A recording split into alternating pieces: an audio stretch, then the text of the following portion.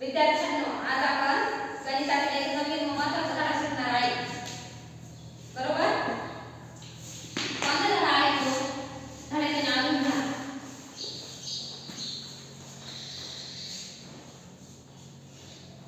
Basic राशी. Basic राशी या धड्याचा आपण अभ्यास करणार आहे. मला सांगा, तुम्ही रोजच्या जीवनात काय गोष्टी मोजता?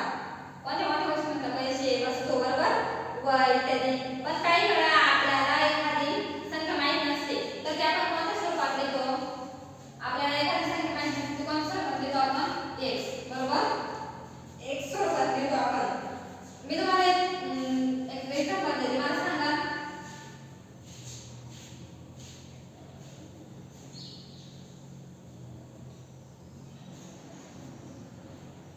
मला सांगा, 1 रुपये ते एका पेनाची किंमत 5 रुपये आहे. एका पेनाची किंमत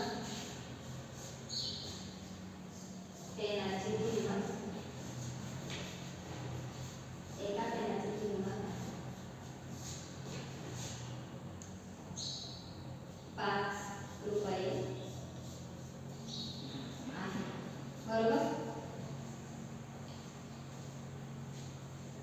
एका पेनाची किंमत 5 रुपये आहे. तर मग 5 पेनांची किंमत किती रुपये होईल सांगा बरं? आपल्याला माहिती का 5 पेनांची किंमत किती होईल? नाही माहिती ना? मग त्यामध्ये कोणत्या स्वरूपात देणार? x स्वरूपात देणार आपण. कोणत्या स्वरूपात देणार? x स्वरूपात. यात एका पेनाची किंमत 5 रुपये आहे, तर 5 पेनांची किंमत किती लिहिणार? आपल्याला 5 पेनांची किंमत माहिती नाही. 5 पेनांची किंमत आपल्याला माहिती नाही किती होईल ते, म्हणजे आपण कोणत्या स्वरूपात देणार? x स्वरूपात देणार. बरोबर? 5 पेनांची किंमत माहिती नाही, तर किती होईल? तर x या अक्षराचा उपयोग करून आपण 5 पेनांची किंमत किती, एका पेनाची किंमत 5 रुपये आहे, तर 5 पेनांची किंमत किती हे आपण x हे स्वरूप धरून काढू शकतो. अशाच प्रकारे आपल्याला बेजिक राशी म्हणजे काय? बेजिक राशी म्हणजे काय सांगा बरं? बेजिक राशी, बेजिक राशी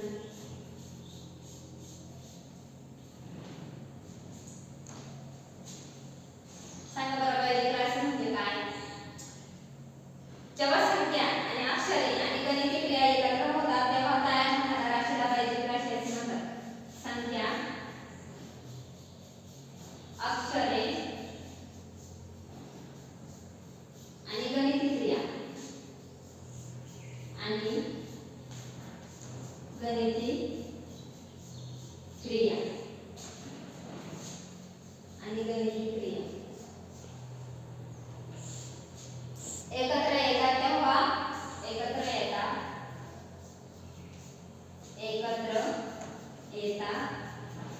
तेव्हा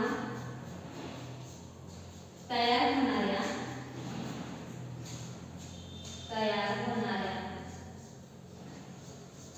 राशीला काय म्हणतो आपण? बेजिक राशी असे म्हणतो. बेजिक राशी. बरोबर? तयार होणाऱ्या राशीला बेजिक राशी म्हणतो आपण. आता इथे बघा, x हे काय आहे? अक्षर. आणि 5 हे काय आहे? संख्या. अक्षर, संख्या आणि गणिती क्रिया झाली याच्यामध्ये. तर त्याच्यातून काय तयार झाले? बेजिक राशी. बरोबर? x हे काय आहे? अक्षर. 5 ही काय आहे? संख्या. त्याच्यामध्ये कोणती क्रिया तयार झाली? गणिती क्रिया तयार झाली. त्या गणिती क्रियेमधून काय तयार होतं? बेजिक राशी. संख्या, अक्षरे आणि गणिती क्रिया एकत्र येतात तेव्हा तयार होणाऱ्या राशीला काय म्हणतात? बेजिक राशी असे आपण म्हणतो.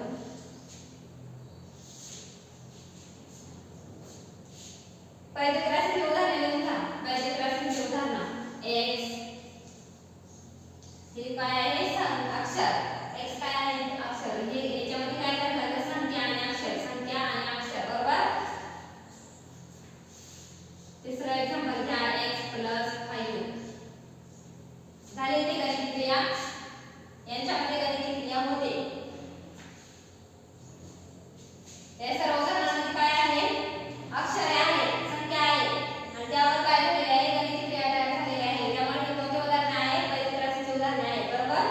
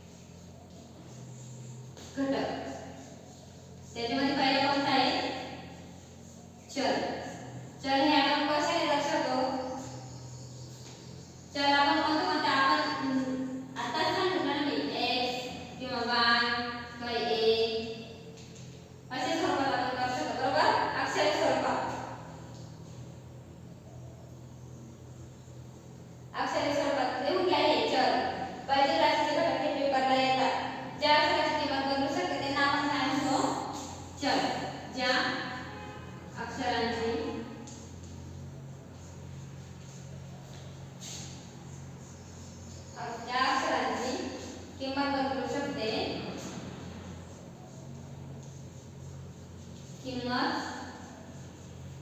बदलू शकते.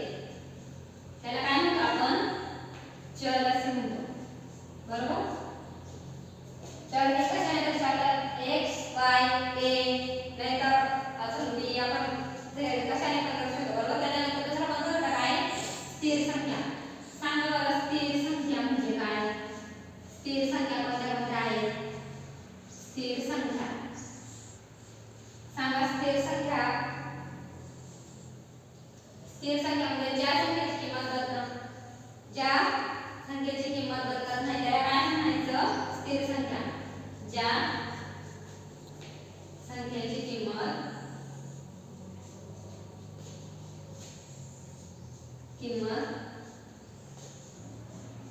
बदलत नाही. ज्या संख्येची किंमत बदलत नाही त्याला काय म्हणायचं? स्थिर संख्या. एखादा सांगा बरं कोणत्या संख्या बदलत नाही त्याला काय म्हणतात? स्थिर संख्या. स्थिर संख्या असे म्हणायचे. त्याला काय म्हणायचं? स्थिर संख्या. बरोबर? एक्झाम्पल कोणते? एक्झाम्पल सांगा बरं. एक्झाम्पल 3 7 3 7 आणि 5. अजून कोणते माहिती आहे तुम्हाला की ज्या संख्या स्थिर आहेत? स्थिर संख्या हे घेतलं लिहून. त्याच्यानंतर तिसरा आहे सहगुणक. बेरीज राशीच्या घटकांना तिसरा आहे सहगुणक.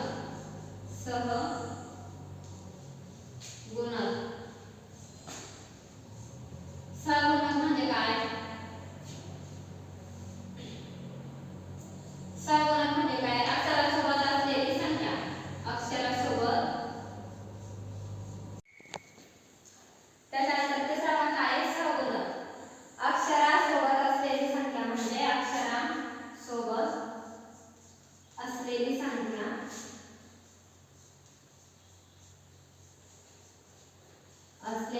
म्हणजे सहगुणक होय. सहगुणक होय. हे व्यवस्थित मुद्द्यांसहित लिहून घ्या. सहगुणक होय. सपोज उदाहरणार्थ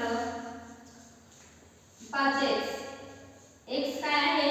अक्षर आहे. x काय आहे? अक्षर. आणि 5 काय आहे? सहगुणक. 5 काय आहे? सहगुणक. अक्षरासोबत असलेली संख्या म्हणजे सहगुणक होय. तर 5 काय झाला? सहगुणक झाला. बरोबर? त्याच्यानंतर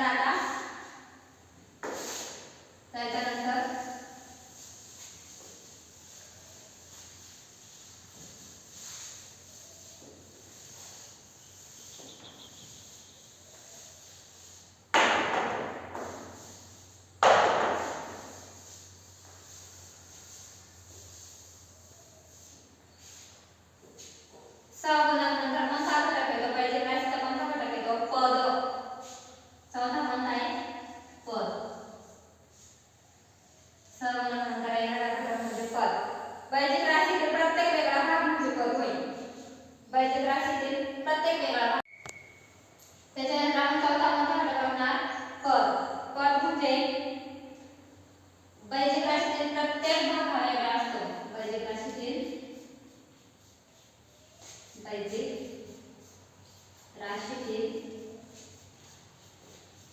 प्रत्येक भाग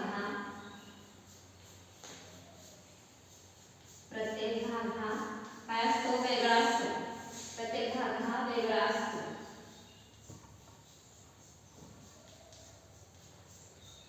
बेरीज राशीतील प्रत्येक भाग हा वेगळा असतो. त्याच्यामध्ये एक्झाम्पल काय देऊ आपण? उदाहरणार्थ 2x + 3. बरोबर? याच्यामध्ये किती पद आहेत? किती पद आहेत याच्यामध्ये? 2. 2x हे एक पद आणि 3 हे दुसरे पद. बरोबर? याच्यामध्ये किती पद झाले? 2. पण हे कसे आहेत? वेगवेगळे पद आहेत. 2x हा वेगळा पद आहे आणि 3 हे वेगळे पद आहे. याला काय म्हणतात? बेरीज राशीतील घटक आहे पद. आले लक्षात? समजलं सगळ्यांना? त्याच्यानंतर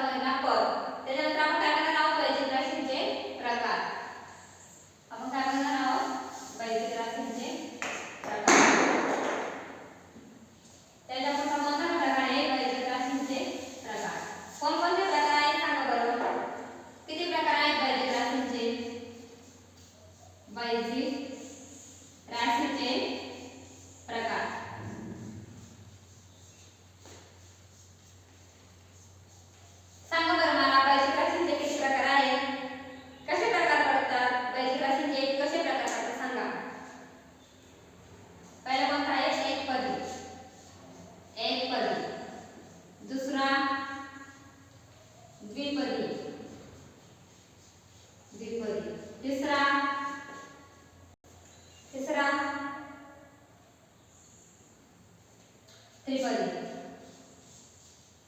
याच्यावर समज मला सांग एकपदी, द्विपदी, त्रिपदी म्हणजे काय? बरोबर. आता मी तुम्हाला प्रश्न विचारते, सांगा. 3x plus 2. आता आपण भाग घटक बघितला. बरोबर. त्याच्यामध्ये आपल्याला समजले प्रत्येक भाग हा वेगवेगळा असतो. सांगा बरं हे कोणता हे प्रश्नाचं उत्तर सांगा बरं. कोणता प्रकार आहे या प्रश्नामध्ये? कोणता प्रकार आहे? एकपदी का द्विपदी का त्रिपदी? बरोबर, द्विपदी. द्विपदी हा प्रकार आहे. द्विपदी. कारण 3x हे एक पद, 2 हे दुसरे पद. बरोबर. किती याच्यामध्ये किती पदे आहेत? 2. त्यामुळे कोणते काय झाले ते? द्विपदी. बरोबर. समजा सांगा एकपदी काय असतं? x. द्विपदी बरोबर 3x प्लस 2. आणि त्रिपदी 2x प्लस 5 प्लस 2. हे किती झाले? तिन्ही पदे वेगळे आहेत. एक पद, दुसरं पद, तिसरं पद. हे किती झाले? त्रिपदी. बरोबर. एकपदी, द्विपदी, त्रिपदी. आले लक्षात सर्वांच्या? आले का लक्षात सर्वांच्या?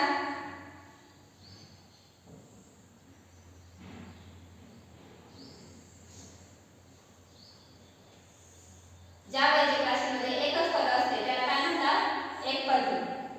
टिप मध्ये लिहून घ्या. ज्या वैदिक राशीमध्ये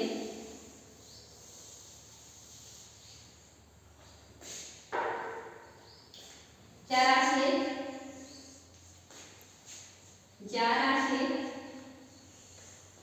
एकच पद असते, एकच पद असते त्याला काय म्हणतात? एकपदी. उदाहरणार्थ x 3x. बरोबर.